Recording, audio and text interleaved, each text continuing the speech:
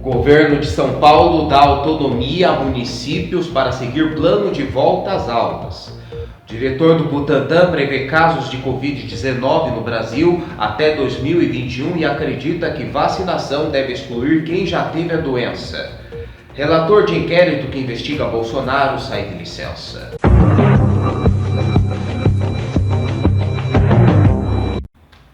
O governo de São Paulo dá autonomia a municípios para seguir plano de volta às aulas.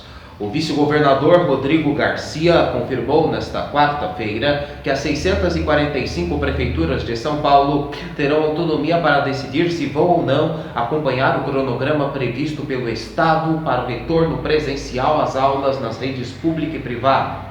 A previsão é que as escolas possam reabrir parcialmente para as aulas de recuperação a partir de 8 de setembro. A Secretaria de Estado da Educação autorizou a abertura gradual das escolas nas cidades que estão na fase amarela do Plano São Paulo em duas datas distintas. A partir do dia 8 de setembro, a retomada atenderia apenas alunos com mais dificuldade de aprendizado em atividades de reforço. A retomada efetiva, mas ainda gradual e restritiva do calendário letivo é prevista para 7 de outubro.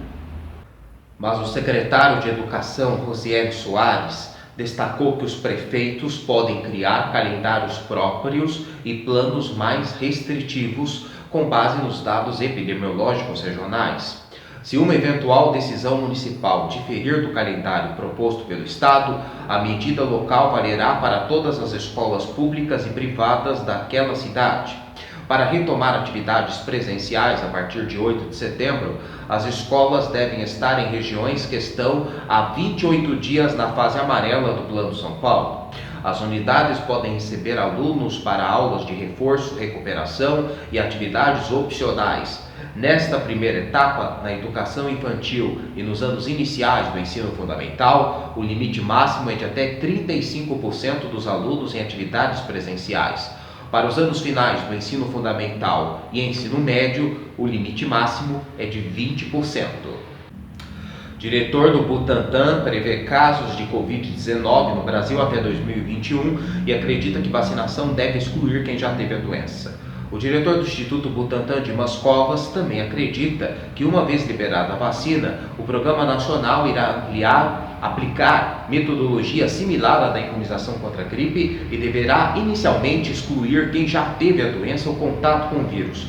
O Instituto Butantan é parceiro de um laboratório para a produção da Coronavac, vacina chinesa contra o coronavírus, que está em fase final de testes. A previsão é de que o Instituto receba até o final do ano 15 milhões de doses. Além das doses já prontas, o Instituto também receberá material para poder dar início ao processo de produção da vacina localmente.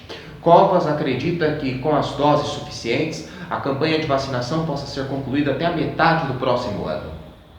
Em entrevista à Rádio CBN na manhã desta quarta, o governador de São Paulo, João Dória, PSDB, disse que enviou ao Ministério da Saúde um pedido de investimento de R$1 bilhão para a produção da vacina chinesa.